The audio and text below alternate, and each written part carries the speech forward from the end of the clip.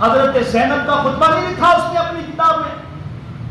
حضرت امام زین العابدین 34 سال حضرت حسین کی شہادت کے بعد زندہ رہے. کتنے سال؟ 34 سال. میں آج کے نام نہاد سنیوں سے یہ سوال کرتا ہوں. میرا سوال ان پر قرض تو ہے ہی ہے، لیکن میرا قرض تمہارے اوپر بھی ہے. تم بتاؤ کہ حضرت حسین 34 سال زندہ رہے ہیں، کسی ایک سال میں حضرت امام زین العابدین نے کسی ایک سال میں سبیل لگائی ہو تو ثابت کر کے دکھاؤ. لقد كان لكم في رسول الله أسوة حسنة. وقال النبي صلى الله عليه وسلم ليس منا من ضرب الخدود وشق الجيوب ودعا بدعوى الجاهلية أو كما قال عليه الصلاة والسلام. صدق الله العلي العظيم وبلغنا رسوله النبي الكريم ونحن على ذلك لمن الشاهدين والشاكرين والحمد لله رب العالمين.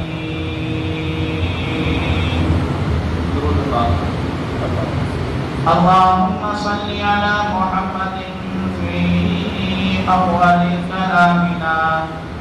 اللهم صل على محمد في أوسط كلامنا. اللهم صل على محمد في آخر كلامنا. رب اشرح لي صدري ويسر لي أمري واحلل عقدة من لساني يفقهوا قولي.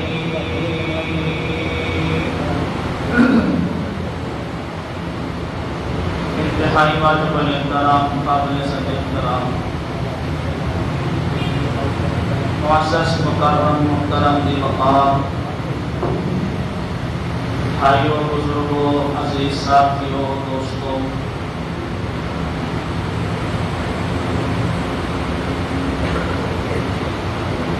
دین اسلام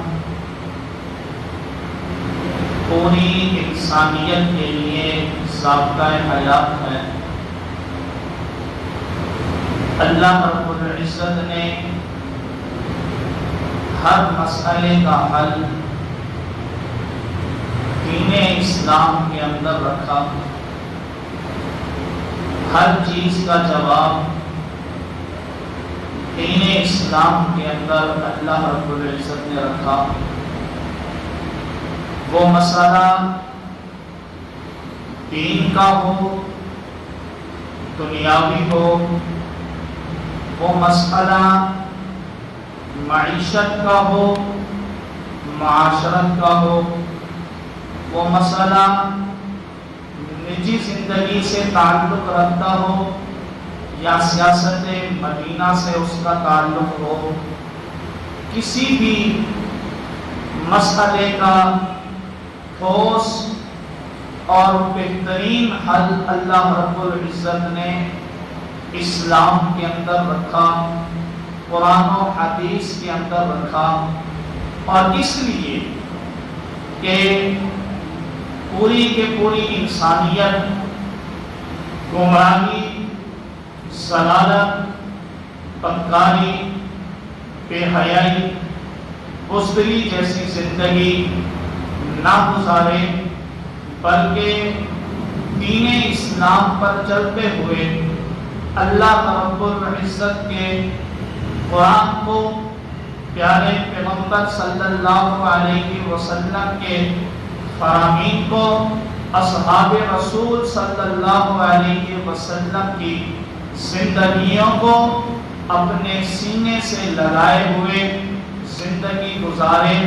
اور اگر کوئی شخص قرآن و حدیث سے ہٹ کر، اسلام اور دین اسلام سے ہٹ کر کے کوئی ایسی چیز ایجاد کرتا ہے جو اس کی خواہشات کو پورا کرتی ہے، یا اس کے اپنے ذہنیت کی بنیاد پر بنائی گئی چیز ہے، اس کا تعلق اسلام کے ساتھ نہیں ہے، قرآن کے ساتھ نہیں ہے، کسی قسم کا دین اسلام کے ساتھ اس کا تعلق نہیں ہے، بلکہ اگر یوں کہا جائے کہ اپنی نفسیاتی خواہشات کو پورا کرنے کے لیے جو دین بنایا جاتا ہے، جو دین کا لیبل لگایا جاتا ہے، یہ دین بنانے والے، یہ دین کا لیبل لگانے والے یہ دین اسلام کے ساتھ غداری کرتے ہیں،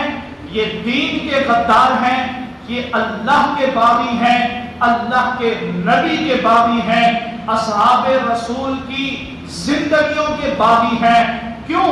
اس لیے کہ جو دین اللہ نے دیا تھا اس دین کو چھوڑ کے اپنی نفسیاتی خواہشات کو پورا کرنے کے لیے اور اپنی ذہنی اختراع کو استعمال کرتے ہوئے جو دین بنایا گیا اور جو دین لایا گیا، یہ دین کا لانا، یہ دین بنانا جو حقیقت میں دین نہیں ہے، بلکہ دین اسلام کے اندر جو حقیقی اللہ نے دین اسلام دیا اس کے اندر دخل پیدا کرنا ہے، اور جو اللہ کے دین کے اندر بگاڑ پیدا کرے گا، دخل اندازی کرے گا، وہ اللہ کا بھی باغی ہے، اللہ کے نبی کا بھی باغی ہے۔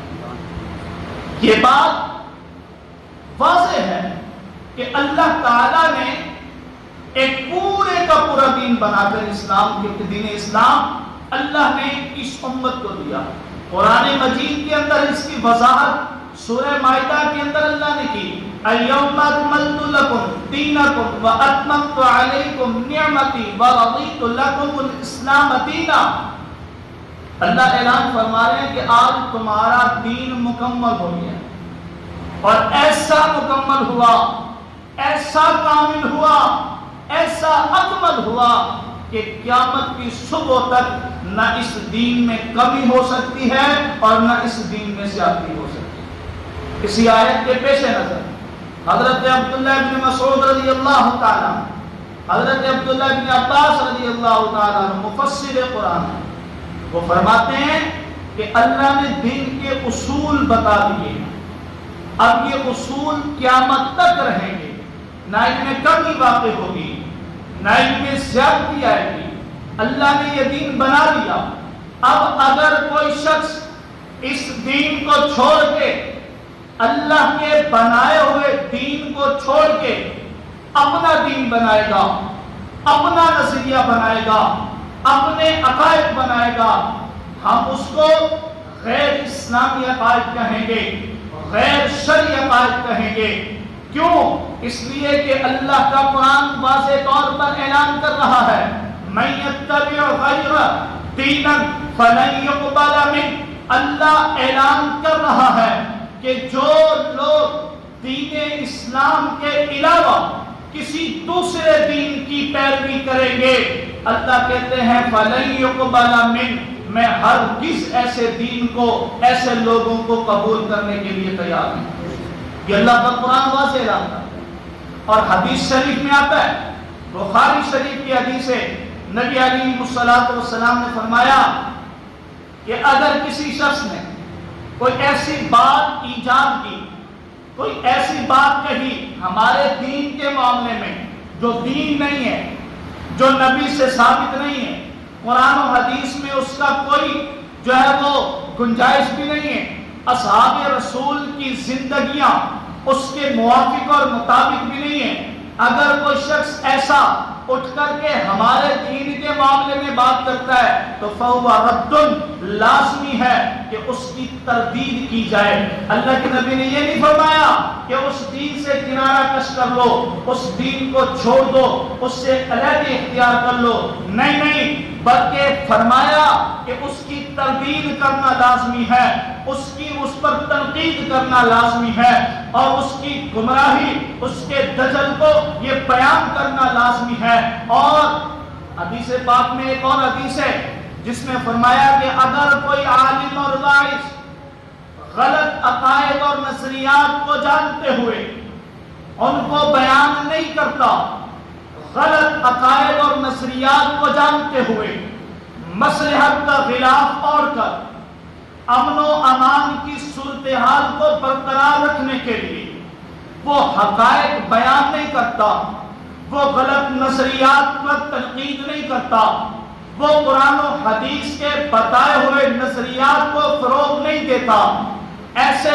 عالم اور ایسے باعث کے لیے اللہ نے جہنم میں لگامیں تیار کر رکھی ہیں، جو کل قیامت والے دن ایسے عالم اور ایسے باعث کو اللہ جہنم کی لگامیں پہنا دیں گے، اور اس لیے پہنائیں گے کہ اس نے اللہ کے دین کو لوگوں تک صحیح انداز سے نہیں پہنچایا۔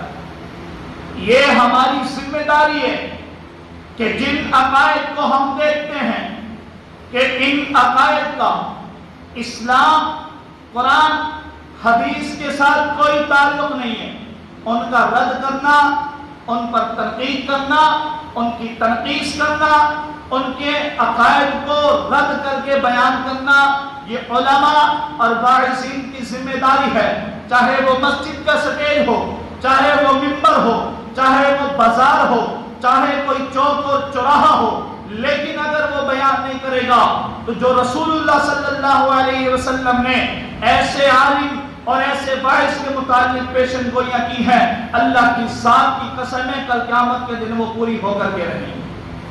کوئی بھی ہو، کسی بھی جماعت کا ہو، کسی بھی جماعت کا ہو۔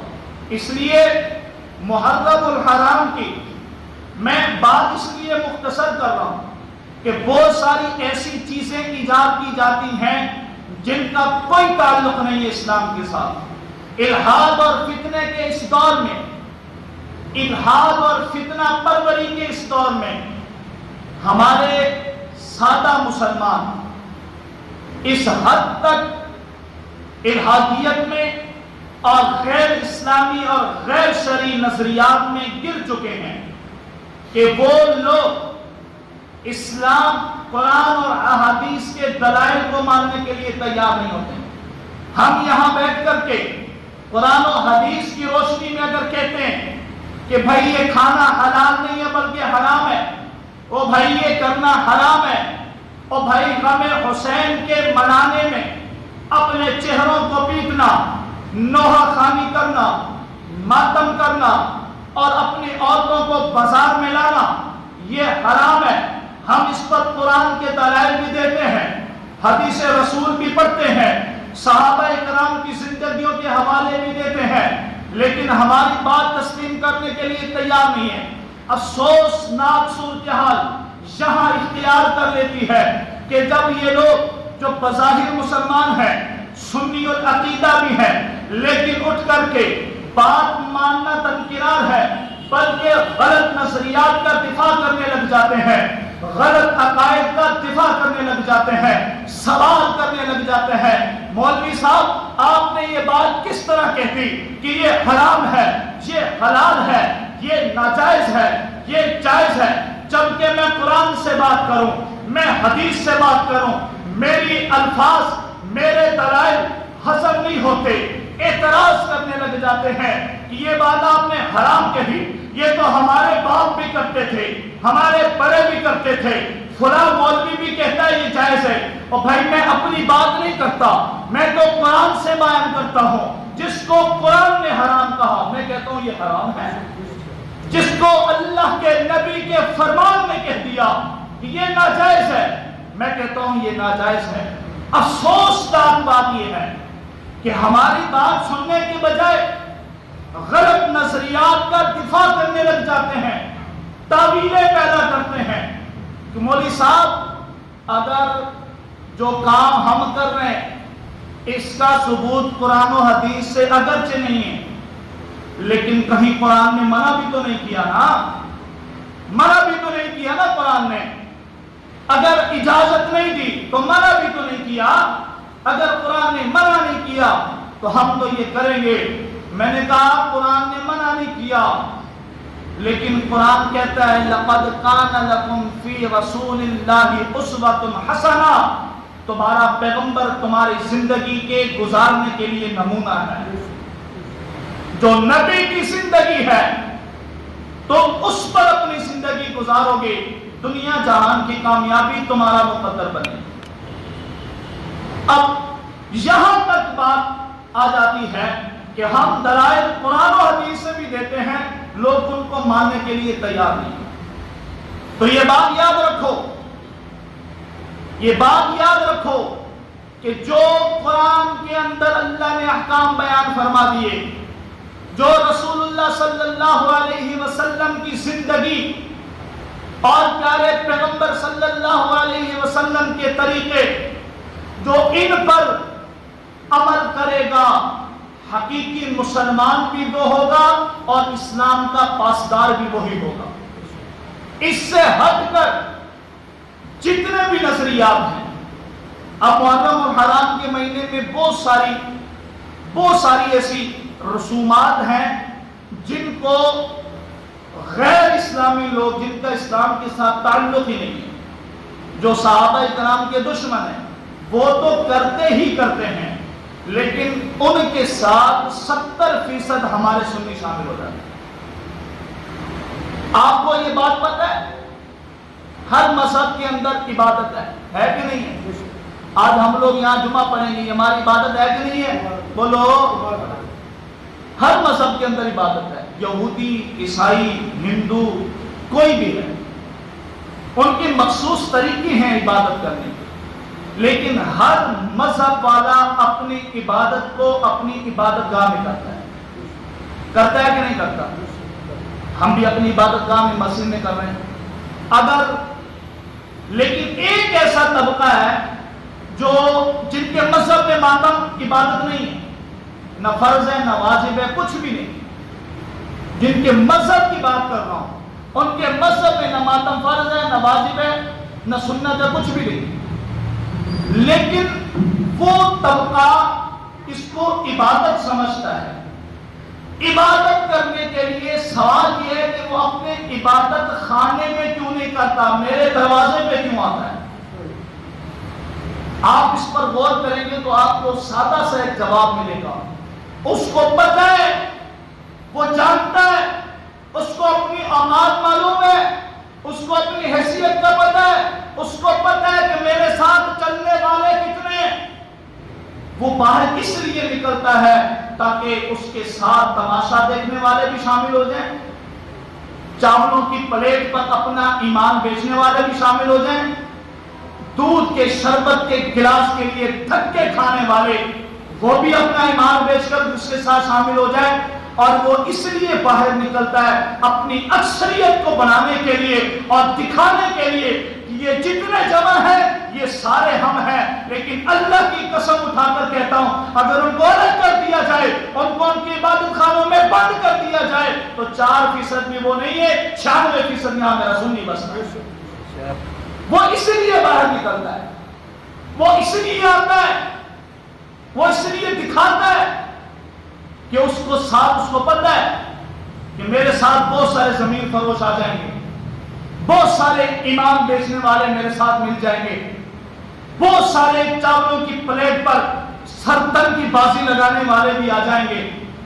اس لیے وہ باہر نکلتا ہے. افسوس ہے مجھے اپنے سنی نوجوانوں پر, افسوس ہے مجھے اپنے سنی بھائیوں پر کہ تم کن کا ساتھ دیتے ہو. یہ پتہ ہے کون لوگ ہیں؟ صحیح حضرت حسین کے قاتل ہیں. تم محرم الحرام میں کالے کپڑے پہن کر یہ تاثر دینا چاہتے ہو, یہ بتانا چاہتے ہو کہ تم بھی حسینی قاتل ہو. تم یہ پیغام دینا چاہتے ہو کہ حضرت حسن کے پاؤں کے نیچے سے مسلح کھینچنے والے تم لوگ ہو. تم بتانا چاہتے ہو کہ حضرت علی کو کوفہ کی مسجد میں شہید کرنے والے تم لوگ ہو. کن کے ساتھ مل جاتے ہو, کن کی صفوں میں جا کر کے کھڑے ہو جاتے ہو. خدا کی قسم میں منبر رسول پر بیٹھ کر یہ بات کر رہا ہوں, حسین کے قاتل یہی لوگ ہیں.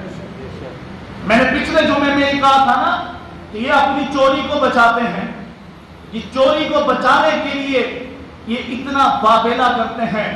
ہمارے سامنے ہمارے نبی کی زندگی نہیں ہے کیا؟ ہمارے نبی کی زندگی سے بڑھ کر کسی کی زندگی ہے؟ بولو.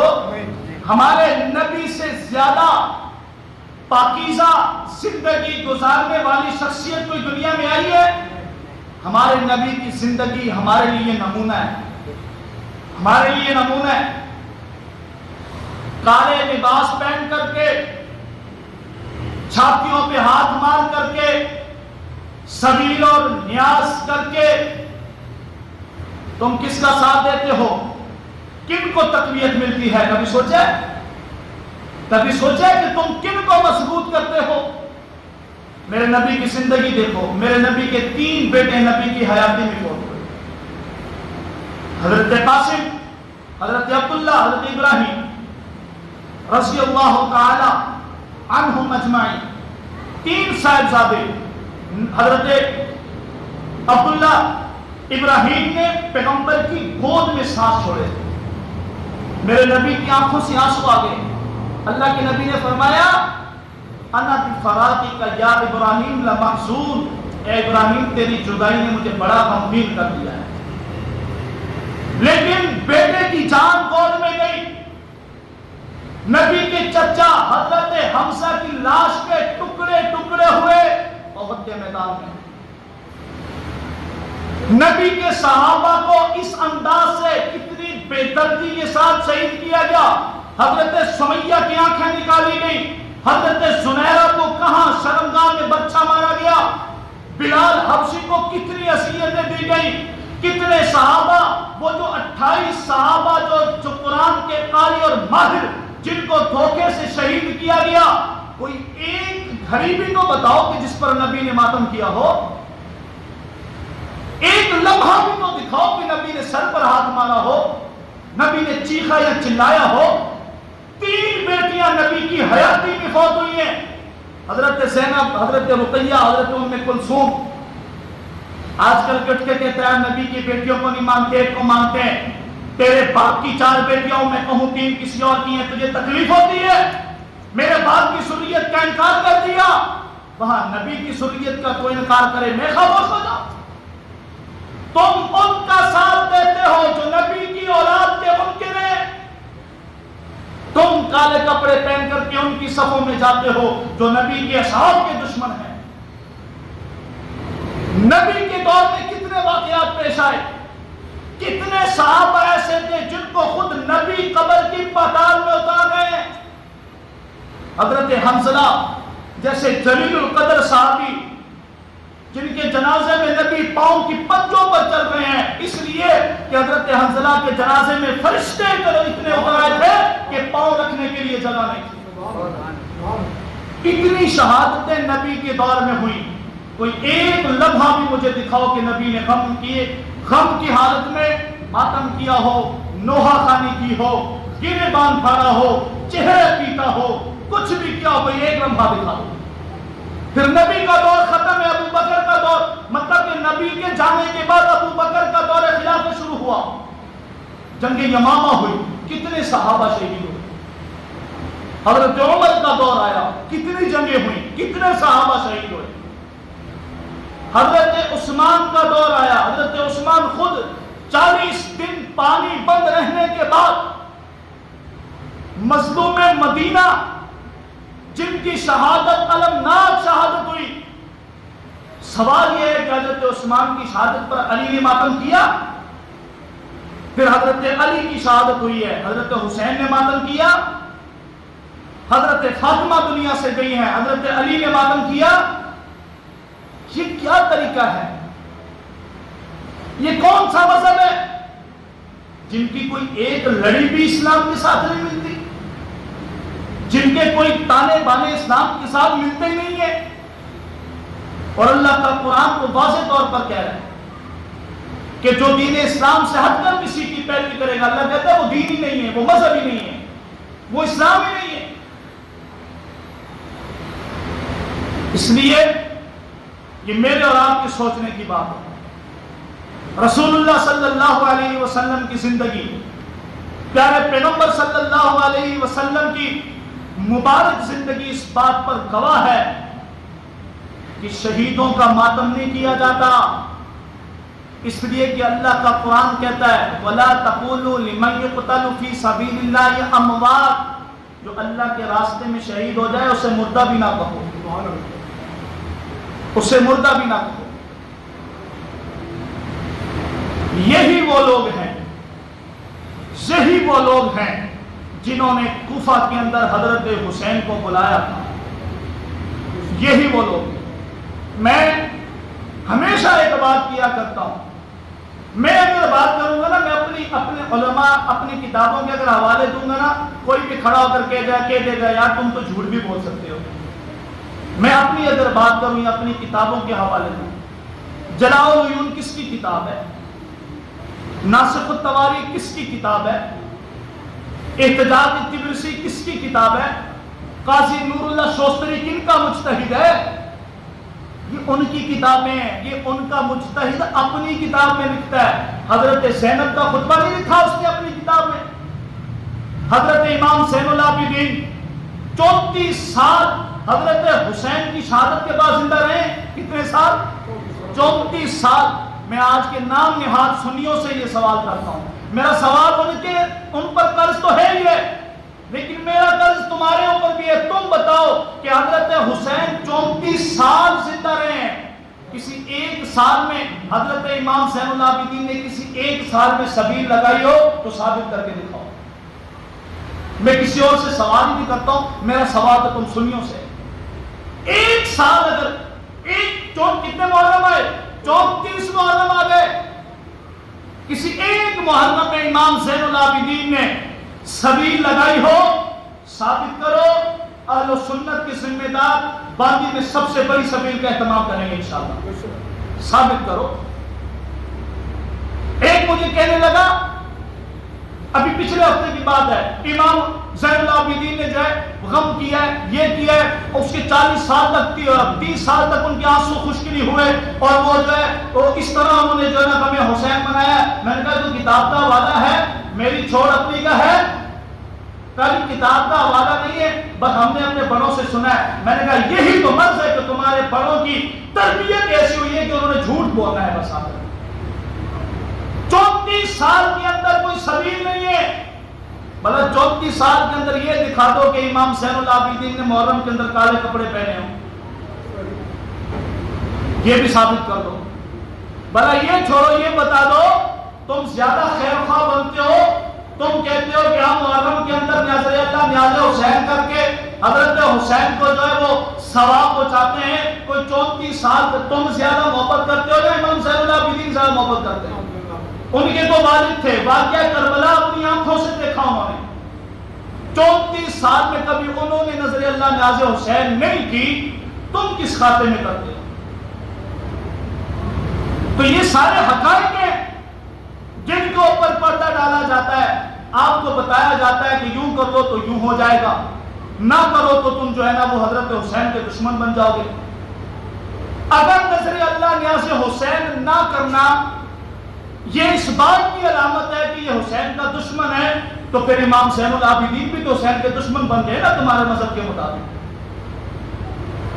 لیکن 34 سال انہوں نے گزارے، نہ انہوں نے سبیل لگائی، نہ ماتم کیا، نہ انہوں نے نوحہ خوانی کی، نہ اپنے آپ کو مارا، نہ چہرہ پیٹا، نہ زنجیر زنی کی، نہ سبیلیں لگائی، نہ اپنی عورتوں کو بازاروں میں لائے، نہ عورتوں کے بال کھولے، نہ انہوں نے کبھی حرکات کی، نہ انہوں نے جو ہے اسلام کی کسی حدود کو توڑا، نہ کبھی وہ باہر نکلے، بلکہ صبر، تحمل، اور اسی طرح انہوں نے یا ایھا الذین آمنوا استعینوا بالصبر والصلاۃ کا حقیقی مصداق بن کر کے یہ پیغام دیا ہے کہ حسینی وہ ہوگا جو حسین کی شہادت پر صبر کرتے ہوئے فخر سے کہے گا کہ ہمارے امام کو، ہمارے مرشد کو اللہ نے شہادت جیسا عظیم رتبہ عطا کیا ہے۔